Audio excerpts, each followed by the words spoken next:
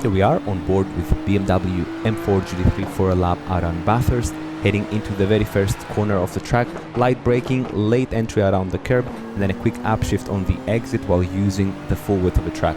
Third is going to help us control the traction of the car and maximize the momentum as we head into the mountain straight. And into Griffin's Bend, the track will start going uphill. We're going to brake lightly around the left of the track, and now keeping it right around the edges of the curb, keeping it as tight as possible while accelerating and then leaning on that outside curb.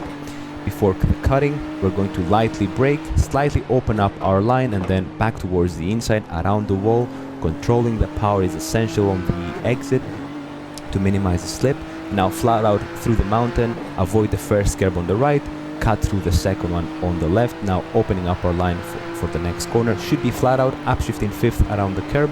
Before McPhillany, we're going to lightly lift off the throttle to point the car around the curb, but flat out on the exit before Skyline and the S's.